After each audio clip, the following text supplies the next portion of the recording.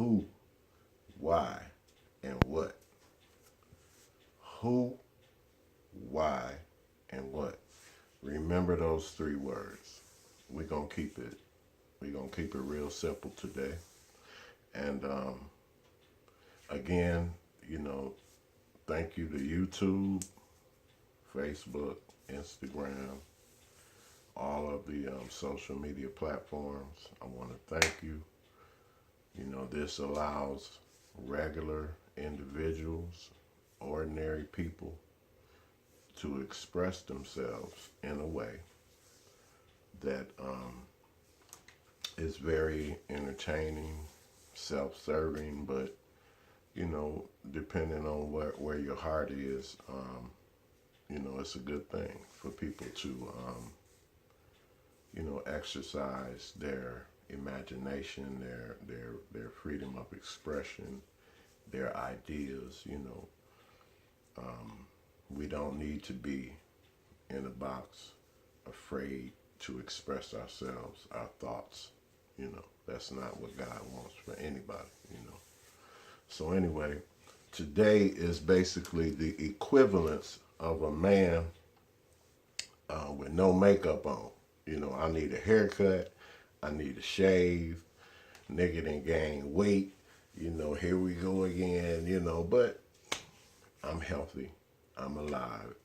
You know, God has me. You know, you know. So anyway, who, what, no, who, why, and what? Who, why, and what? All right. So this is the 51st episode, I believe, of Citizens United Hope for America, national promotion, Citizens United Hope for America Neighborhood Watch. Just the whole idea of being united and empowered, regular, ordinary people, and what we can do. So, who, why, and what, right? My name is Wes Jones. Citizens United Hope for America is an idea that started in 2014, I believe, in Florida, during, in the beginning of the presidential process. Just regular, ordinary people, ideas, voicing their opinions, kind of a town hall type setting. And I really like the idea, I like the concept, and I decided to keep it going, you know, even though I moved from Florida. I decided to keep that whole thing going, and I'm proud. I'm very proud of my audaciousness and my ambition to be relevant in political times. You know, I think it's very important. So anyway, who, what, no, who, why, and what? Who, why, and what? All right. So we're going to just basically, you know, what I want to do more than anything is just make people aware of what's actually going on. What is the present political condition in this wonderful nation we live in? So, first thing we want to talk about is who's responsible. You know, who's at the helm? You know, who's in control of all of this political dysfunction? Who, you know, who is the brains behind this political chaos? We want to talk about who is the wizard behind the curtain pulling the strings. You know, we want to talk about who is the puppeteer, you know, controlling everybody in this political chaos that we live in.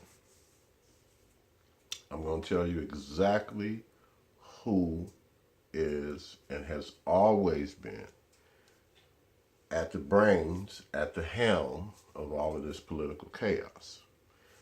And who that is the United States Pentagon. the Pentagon, the Joint Chiefs of Staff,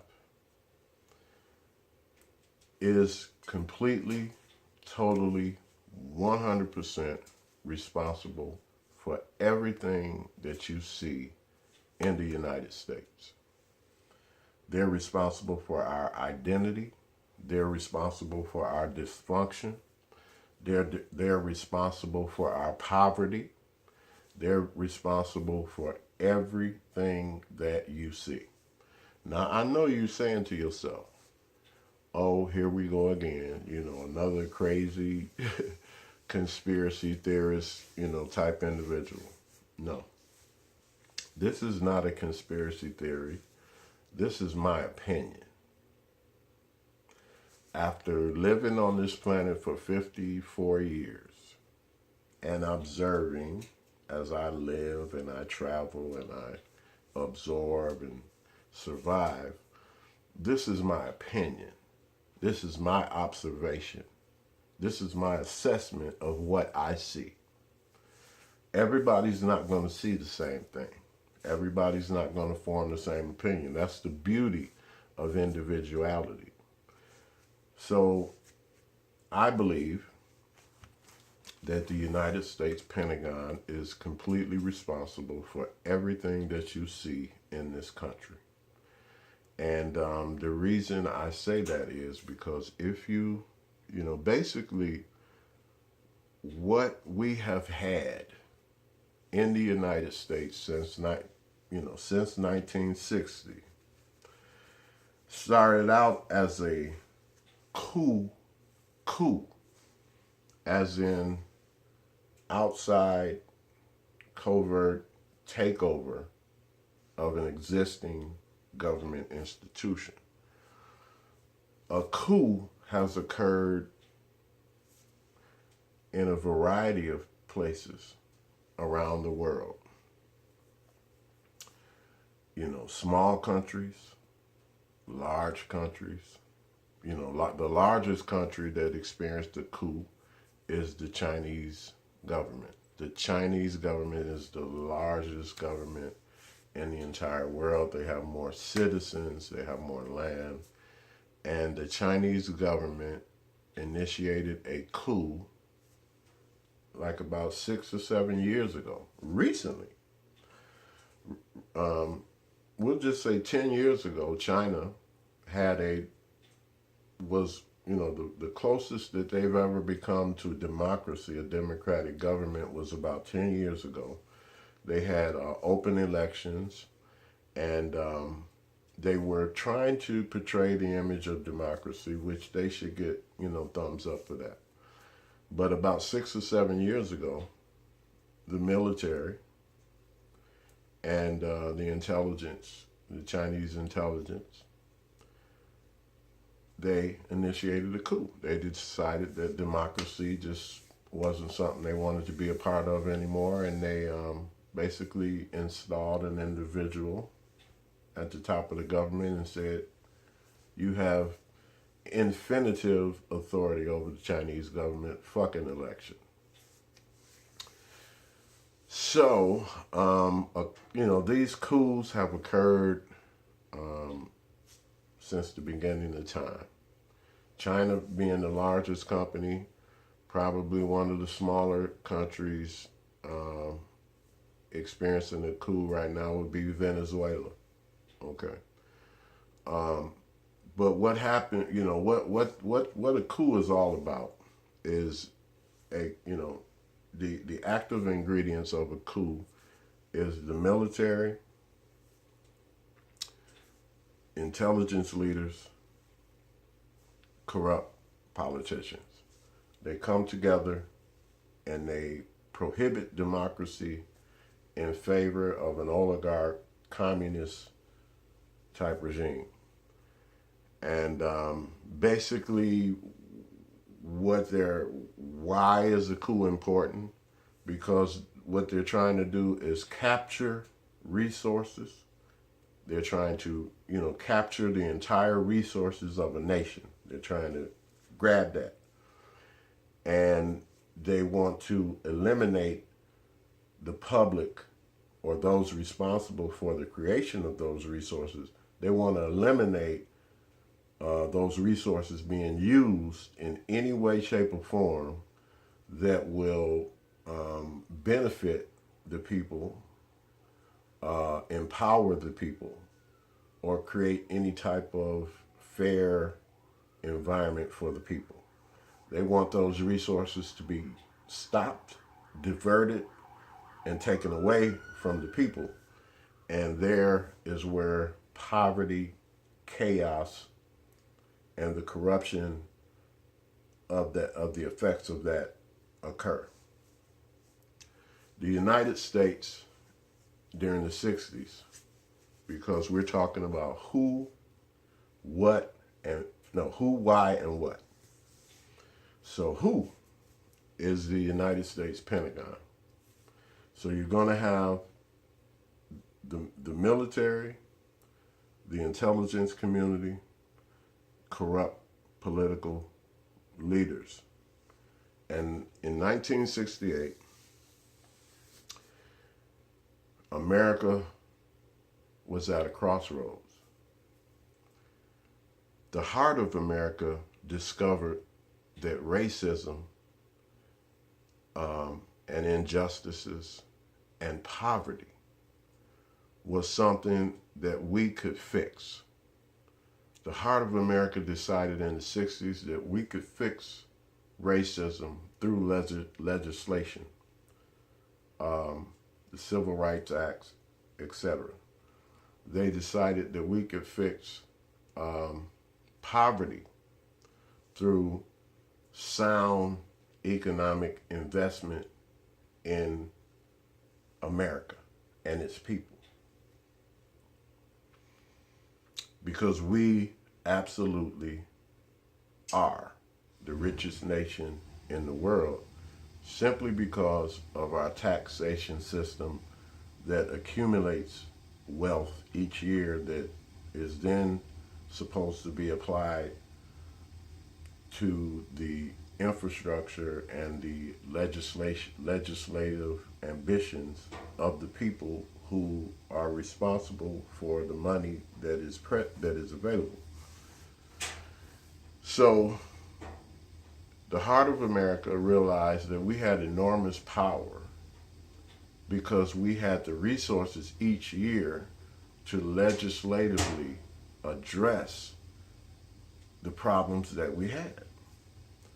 And that's where success is. Whether it's success of running a household, whether it's the success of a relationship, success is in discipline and adequately applying the financial resources to the necessary needs to maintain a successful environment. It's simple. If you have a budget, pay your bills, and you will be happy. If you have a budget and you find other things to do with the budget other than pay your bills, you're not going to be happy. You're going to experience poverty because you're not using the funds in the proper way to maintain excellence. So in the 60s, America, through great leadership, grassroots leadership, was absolutely headed down the right path to eliminate poverty, to eliminate racism, and to create an America as a shining example to the world of what you can do if you adequately apply your resources in a professional and civil manner that's fair to the people of your nation and the upkeep of your nation. It's just like your household. You have to invest in the structure of your house, in the foundation of your house, in the infrastructure of your house to maintain the most beautiful house and the most efficient house you can have.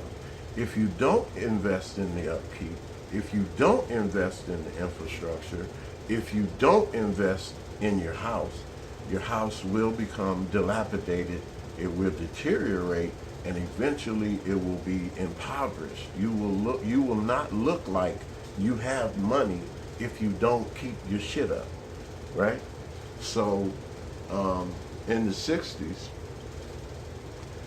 in the most volatile time of our country, where we had racism, racist ideas, and racist people wanting to keep America in a racist, impoverished place. But then we had the reality of the financial infrastructure that we created, which gave us enormous wealth each year to be able to address these things and literally come out of it. Well, that was unacceptable to the Pentagon. Having a solution was unacceptable because they don't want, they didn't want then, and they don't want now, a diversified America that benefits everyone. They don't want that. That's not what they want. So the reason I say they don't want that now is if you look at the statistics in terms of the face of the military, the face of the Pentagon, the Joint Chiefs of Staff is still all white men, racist. The basic population of the military, the percentages of minorities that have been included, the numbers in the 60s and the numbers today are similar, if not worse. So they have no intention, over 50 years, they have no intention on allowing the diversification of the military or the leadership within the military. They've had 50 years to make the military look like America, with white people, yellow people, brown people, black people, just a reflection of what America actually looks like. America is not all white. America is not made up of all white racist men. But for some reason, the Pentagon has refused to include yellow, brown, and black people within the military structure. They have decided instead to keep the numbers as low as possible and to pretend as if it's just the way it is. No, what it is that the Pentagon, whom happens to be the largest corporation in the entire world, there's no other body of men with more annual resources than those men in the Pentagon. This year alone, they have access to about $1.5 trillion. $1.5 trillion this year alone, and each year after that, and each year before that. Think about that. $1.5 trillion of our money that comes through our taxation system. It's a beautiful system. $1.5 trillion that we then take and just say, here. We don't need it. You take it. Now I want you to look at the roads that we drive on and ask yourself, why are we giving away $1.5 trillion when our roads look the way they do? Look at our electrical infrastructure, where if we get high winds, we lose power. Millions of people lose power. How did, really? In 2019, when we know that fiber optics, which run underground, which we've learned by the new communities that are built in the beautiful states like Nevada and Florida and California and other different places where the utilities run underground, because that's just the way, the evolution should match the resources. We shouldn't still have telephone poles, leaning like this, running wires through trees, and then the tree branch falls and the whole neighborhood's without power. As we look at our bridges and our ports, our coastlines, as we look at our teachers, our police, our first responders, do they have the resources? Are we in the position to we can just ignore their needs and just give $1.5 trillion to the Pentagon? So, who, why, and what? All right. So the Pentagon is responsible for everything that's going on in this country because of an idea that they had in the 60s when we had discovered the solutions to get us out of all of this and to become a shining example to the world of what you can do when your resources are adequately applied. They came up with an idea, and the idea came from what was going on at the time with the space expedition and the race to put a man on the moon. So in the 60s, there was a very ambitious desire to put a man on the moon. Everybody knows about that. The reality is there was a lot of lies being told and being sold on that idea. During the course of government officials, Pentagon, NASA, politicians in Washington, during the course of their involvement in presenting those lies, telling those lies, and implementing those lies on the world stage as it regarded to moon expedition and putting a man on the moon, in the mix of telling those lies, they discovered that lies created resources. Because when you got the Pentagon, NASA, and Washington telling a lie about space expedition, there was a lot of money involved in that lie. They had to ask for money. They had to come up with what they were going to do with the money. And all of this was, they were lying. A lot of us believe that they ain't been on no motherfucking moon.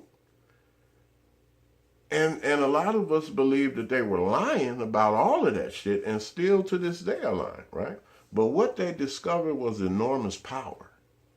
They discovered that if they collectively held these lies together, that these lies gave them access to our resources. They discovered that their lies gave them access to enormous resources. And they discovered that that mere opportunity gave them the ability to stop this whole idea of ending racism and ending poverty. Because they discovered if we could just get the resources out of the hands of the American people, then they can't get out of poverty. They won't be able to fight racism. We can keep America down if we could just figure out a way to get the resources out of their hands. Because that was the crossroad we were at. We discovered that through leadership and the desire to make things better, we discovered we had the resources to make it happen.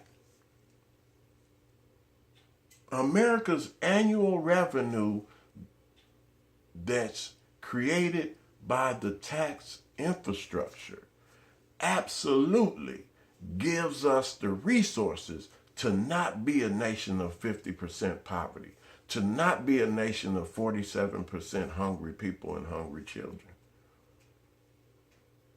We absolutely have the resources through our financial taxation infrastructure to be the richest nation in terms of resources, in terms of materials, in terms of people, if we so chose. But the decision was taken away from us in the 60s when we were at that crossroad. America was in a position where they literally had the choice whether to travel down this road of poverty and racism and injustice and imbalance and chaos, or become a nation that addresses poverty and eliminates it, addresses racism and eliminates it, and empowers its people to become the greatest nation in the world. The men in the intelligence community, the men in the Pentagon, who were then and are now all white men, bred from racist tradition, sworn to uphold racist glory, decided then, as they decide now, to keep us in an impoverished state, to keep the United States of America in a racist divide, and to not empower people, but to deconstruct and make people as dysfunctional as they possibly can, simply because they, today, just like 50 years ago, they refuse to allow the magnificent resources of America to be used in any way, shape, or form that will empower America, empower minorities, or empower people in general. Why? They want that power all to themselves. And they've taken it. $1.5 trillion. Ask yourself, how much money would it take to bring a great nation like America to an impoverished state, to where it looked like some neighborhoods look like war zones and just awful? How much money would it take to create that illusion? I'll tell you, $1.5 trillion. If you take all your motherfucking money and give it away, you gonna look fucked up. People gonna be looking like, oh my God, where's your clothes? Well, I had to give it away. Oh my God, where's your makeup? What's going on with your face, your skin, blah, blah, blah. Well, I had to give that money, to there. Oh my God, what's going on with your house? Why is your roof, and why is this, and why is that, and what's going on? I had to give that money over there. Oh my God, what's going on with your streets and your neighborhood and well, I gave that money over there. I mean, if you went into any debt reduction class or any type of mandatory bankruptcy course or any type of debt consolidation, a study, a professional, they're going to ask you how much money you got, what's your responsibilities, are you making the right choices, and if you're not, they're going to say, oh, well, no wonder you need a bankruptcy. No wonder your house looks like that. No wonder your business is, look what you're doing with your money. Well, it's the same. It's the same with us. It's no different. If we got $4 trillion in January, but then we decide to give $3 trillion of it away, just give it away. Here, y'all, you. Then what the fuck do you expect? What do you expect the roads to look like? You gave all the money away. What do you expect the environment to feel and smell and look like? You done gave all the money away. What do you expect your schools and your first responders and your police in your cities to survive on? You gave all your money away. You know what I mean? So who is responsible for that is the Pentagon, the intelligence community, and corrupt politicians. And today, the corrupt politicians is the entire Republican Party. The entire Republican Party today is corrupt. I'm not just saying that. Look it up. Look, do a little research into what decisions they are making, what decisions they are supporting, and how those decisions affect you. And what you will discover is that the entire Republican Party is lockstep in this idea of getting the resources, those wonderful tax IRS infrastructure resources that we create every year.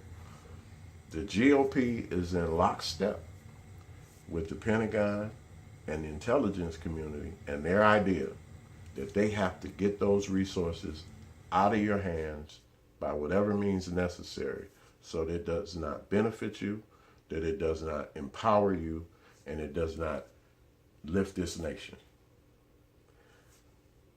The GOP and the people that performed this terrible coup in the 60s, where they murdered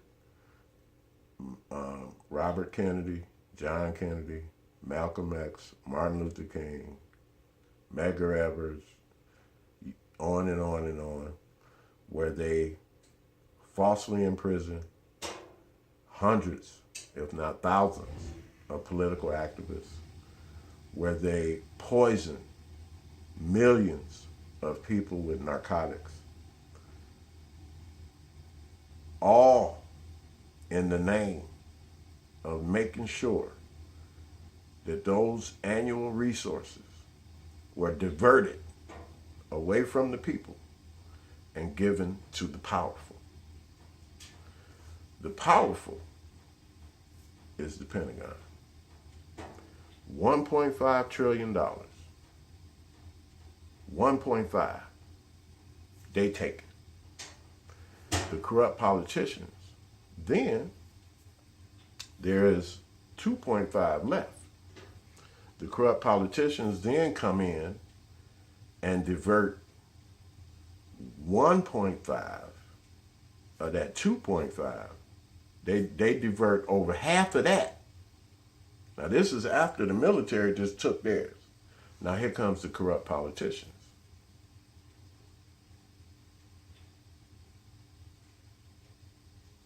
Who through the form of tax credits, tax loops, tax subsidies, come in and take half of what's left, leaving us barely enough, as we see, to get by.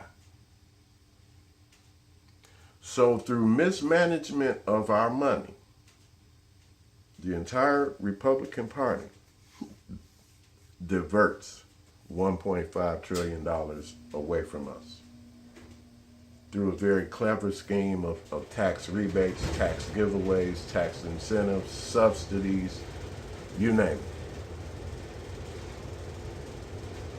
Poverty is being imposed on us by the GOP and the Pentagon to the tune of $3 trillion a year. A year. So we got who. So now let's get to why. Why are they doing this? Well, as I said, as I was describing, one of the main reasons they're doing it is because they're racist.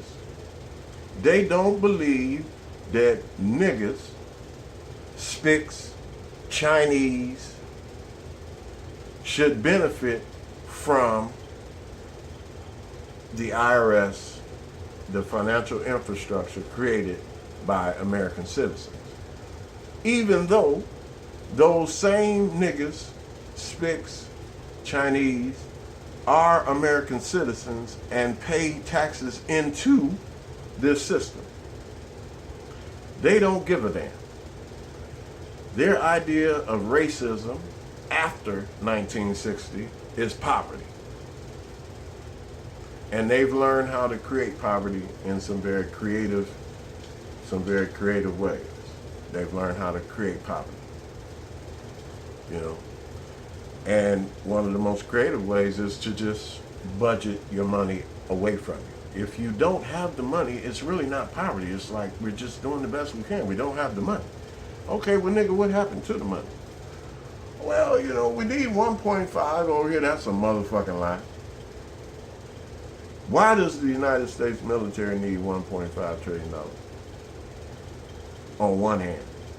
And then will tell you out the other side of their mouth that their naval fleet is depleted. They don't have the ships. If you look at a lot of these missile systems and silos around America, they look like our neighborhoods. You look at our ports, you know. How can you have $1.5 trillion and then don't have shit? Where the money going? It's the same way that you can have an America with $4 trillion that looks like shit. So why racism? Why are they doing it? Control. Why are they doing it? Insane power hungry. There's a million reasons why they're doing it. But the reality is they've done it. They are doing it each year. They are taking our resources away from us so that we can't afford to be anything other than poor. Why are they doing it? They don't want to see they don't want to see American people in powerful positions or having power. Remember the phrase power to the people. Well, in the 60s, the people had power. Those boycotts were powerful. Those demonstrations were powerful. The people had power. Well, what did they do? Took your money, drugged you, flooded your streets, your communities with drugs,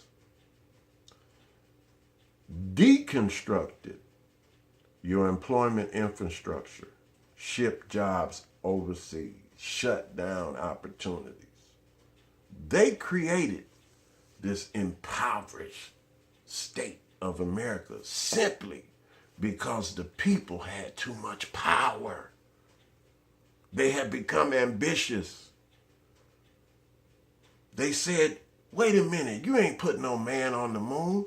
Wait a minute, we don't need no motherfucking Vietnam. Wait a minute, we don't have to be poor. Wait a minute, we don't have to be racist. These are things that were said in the 60s. And the people had power. So that's why the things happened that happened, to take that power. And they've taken it. The people no longer have power. The Supreme Court has ruled like 25 times in a row against the people in favor of the powerful. We lost our power in the Supreme Court. We've lost our power in the local courts with this racist Trump and Putin, federal judges appointed in crazy rates. They ain't going nowhere. They were installed illegally by an illegally installed Republican presidential candidate that was illegally installed by a foreign adversary. Why? Poverty, wealth. They wanted that money to be taken away from you and be given to them. When you look at the disparity in America's wealth, where 90% of it's going to the top, poverty. They took your money. They took our wealth. They took it. Right? Why? Racism, power, poverty, control. What can we do about it? There's a lot we can do about it. The first fucking thing we got to do is stop putting all our motherfucking effort in the election. The election should not be the beginning and the end of our involvement. This problem manifests all year round. So if we only focus on November, there's 11 other months. That's where we fucking up at. We showing up to vote, but then we're not following up. We're not getting involved after the vote. We're still walking around like, well, that's all I was supposed to do. No, it ain't. No, it's not. Is it that simple? When you run your life, is it just simple as you just need to go to work? No, it's a lot more shit you got to do after you go to work. You got to pay that bill. You got to mow that lawn. You got to paint that ceiling. You got to replace that water heater. So it's the same with us. So what can we do about it? Number one, we only have limited power. There's 350 million people in America, and we all basically have equal power. You can vote, you can write a letter, and you can make a phone call. And you can show up. That's the only power anybody got. You can vote, you can write a letter, you can make a phone call, or you can knock on a motherfucking door. And you can come together. That's it. Those are the 5 things that you have, that we have. You can vote, you can make a phone call, you can come together, you can write a letter, or you can knock on a motherfucker's door. So that's what we can do. Now me, Citizens United, this is something I choose to do. It's something that makes me happy. You just keep listening. I'll keep trying to inform you. You have a wonderful Sunday. It's a beautiful day. God bless you. I'm out.